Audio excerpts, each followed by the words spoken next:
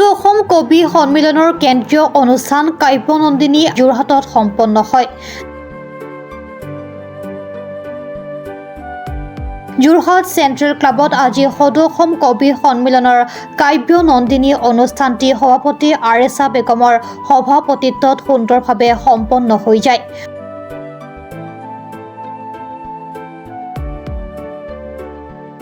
যোৰহাট মহানগৰ কবি সন্মিলনৰ সভাপতি বিনু ফুকনে সদৌ অসম কবি সন্মিলনৰ প্ৰতিষ্ঠাপক সভাপতি ৰাম গগৈদেৱৰ প্ৰতিচ্ছবিত বন্তি প্ৰজ্বলন কৰি অনুষ্ঠানটি শুভাৰম্ভ কৰে।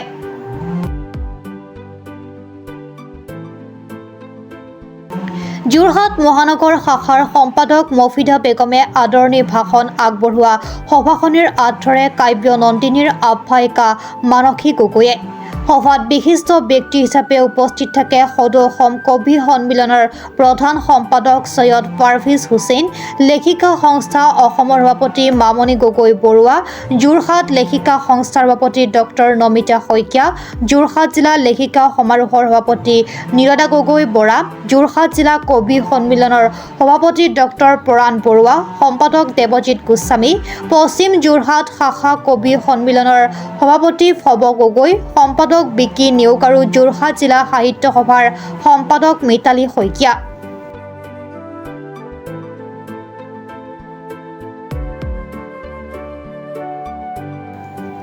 মহানগৰ শাখাত সদস্যসকলে এটি সমবেত কবিতা পাঠেৰে কবিতা পাঠৰ অনুষ্ঠানটি আৰম্ভ কৰে। অনুষ্ঠানটিত যোৰহাট জিলাৰ বিভিন্ন শাখাৰ লগতে গোলাঘাট, শিৱসাগৰ জিলাৰ কাব্যনন্দিনীসকলে কবিতা পাঠ কৰে। অনুষ্ঠানটিত নীলিমা শৰ্মা, যোগমায়া গগৈ, বীণাপাণি অধ্যাপক, উষা বৰা, অষ্টমী দত্ত, অমৃত গোস্বামী, ডিম্বেশ্বৰী দাস, এলিজা বেগম, মিনতী দলে, দীপালী বৰুৱা, পাৰিজাত শইকীয়াকে ধৰি ভালেকেইগৰাকী কাব্যনন্দিনীক সম্বৰ্ধনা জ্ঞাপন কৰা হয়। কবিতা পাঠৰ অনুষ্ঠানটিত দীপালী গগৈ বৰুৱা, গায়ত্ৰী গগৈ, ৰীতাঞ্জলি দত্ত, স্মৃতিৰেখা বৰুৱা, ৰূপৰেখা বৰুৱা, গীতা বৰা, অংশুমালী ফুকন, মৃদুমণি ফুকন, বন্দিতা বুঢ়াগোহাঁই, বন্দনা সন্দিকৈ, ৰুণু গোস্বামী, ৰজনীকন্ঠা চেতিয়া, মীনাক্ষী শইকীয়া বৰা, মামণি দত্ত, ইন্দিৰা পাও গগৈ, ৰুণু গোস্বামী, মিনু কোঁৱৰ বৰুৱা, মেঘালী বৰা, মীৰা কাকতিকে ধৰি প্ৰায় ৮০ৰো অধিক কাব্যনন্দিনীয়ে কবিতা পাঠ কৰে।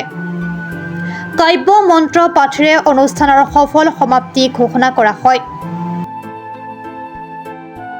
কাব্যনন্দিনীৰ অনুষ্ঠান সদৌ অসম কবি সন্মিলনৰ যোৰহাটত আমি আজি অনুষ্ঠিত কৰিলোঁ। অনুষ্ঠান খুব সুন্দৰভাৱে পাৰ হৈ গ'ল।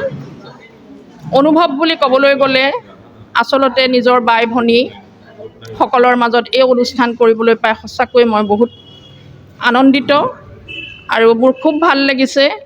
সকলোৱে খুব সুন্দৰভাৱে কবিতা পাঠ কৰিছে আৰু পুৱা 10 বজাৰ পৰা বিয়লি 4 বজালৈকে সকলো উপস্থিত থাকি যিখিনি সঁহাৰি আগবঢ়াইছে তাতকৈ আৰু আমাক আৰু কি লাগে। আমাৰ মহিলাসকল সঁচাকৈয়ে বিৰাট আগ্ৰহী, সকলো কামতেই কবিতাৰ প্ৰতিও আগ্ৰহী। কবিতা পাঠ কৰিবলৈ সকলো বিভিন্ন জেগাৰ পৰা আহিছে। ধৰি লওক যোৰহাট জিলাৰ যিসমূহ শাখা আছে প্ৰত্যেক শাখাৰ পৰা নন্দিনীসকল আহিছে, তেখেতসকলক নিমন্ত্ৰণ কৰা হৈছে। তেখেতসকলে কবিতা পাঠ কৰিছে আৰু কবিতা পাঠ কৰি পেলাই তেওঁলোকে আনন্দ পাইছে। যিহেতু আমাৰ কাৰ্যকালত এয়া প্ৰথমবাৰৰ বাবে যোৰহাট মহানগৰ শাখা কবি সন্মিলনে এই কাব্যনন্দিনী পাতিবলৈ আমাক দিলে। আমি যোৰহাট মহানগৰ শাখা কবি সন্মিলনৰ সম্পাদিকা আৰু সভানেত্ৰীকে প্ৰমুখ্য কৰি সকলো সদস্যাক আন্তৰিক ধন্যবাদ জ্ঞাপন কৰিছোঁ। আজি সঁচাকৈ এটা সুন্দৰ অনুষ্ঠান সম্পন্ন হৈ গ'ল। সদৌ অসম কবি সন্মিলন কাব্যনন্দিনী অনুষ্ঠানটি আমাৰ আতিথ্যত যোৰহাট মহানগৰ কবি সন্মিলনৰ আতিথ্যত অনুষ্ঠিত কৰিবলৈ দিয়াৰ বাবে আমি অতিশয় আনন্দিত আৰু গৌৰৱান্বিত অনুভৱ কৰিছোঁ। আৰু আজি জিলাৰ কেইবাখনো জিলাৰকে আদি কৰি যোৰহাট জিলাৰ বহুতো শাখাৰ নন্দিনীসকল লগ হ'ল, একত্ৰিত হৈ বিভিন্ন স্বাদৰ আমি কবিতা পাঠ কৰি আমি বিভিন্ন স্বাদৰ কবিতা উপভোগ কৰিলোঁ। অনুষ্ঠানটি সুন্দৰভাৱে সম্পন্ন হ'ল। আৰু সদৌ অসম কবি সন্মিলন কাব্য নন্দিনী সভাপতি আয়েশা বেগমৰ সভাপতিত্বত এই অনুষ্ঠানটি সম্পন্ন হ'ল। সৰ্বপ্ৰথমতে কেন্দ্ৰীয় সকলো বিষয়ববীয়াকে আন্তৰিক ধন্যবাদ জনাইছোঁ। লগতে আজি আমাৰ যোৰহাটত যি এই চেণ্ট্ৰেল ক্লাবত আয়োজন কৰিলে, প্ৰায়খিনি যোৰহাট জিলাৰ শাখাসমূহৰ কবিসকল আমি একত্ৰিত হ'লোঁ আৰু এই একত্ৰিতৰে আমাক আজি কাব্যনন্দিনীসকলক মানে আনন্দিত কৰাৰ লগতে আমাৰ সমন্বয়ৰ ভাৱনাও এক জাগ্ৰত হ'ল।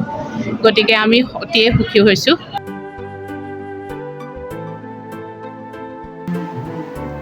যোৰহাটৰ পৰা বিকি নিয়োগৰ ৰিপৰ্ট, প্ৰাত টাইম ডিজিটেল।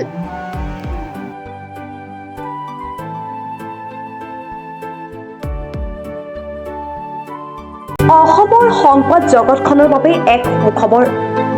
ন ৰূপ ন সাজেৰে প্ৰায় ৩০ বছৰীয়া অভিজ্ঞতাপুষ্ট সাপ্তাহিক কবচ পুনৰ এবাৰ ৰাজ্যৰ মাজলৈ। স্বত্বাধিকাৰী প্ৰণীতা কলিতাৰ দ্বাৰা প্ৰকাশিত আৰু অমৰজ্যোতি প্ৰিণ্টাৰ্ছ, গুৱাহাটী কমাৰ্চ কলেজৰ বিপৰীত ফালে মুদ্ৰিত।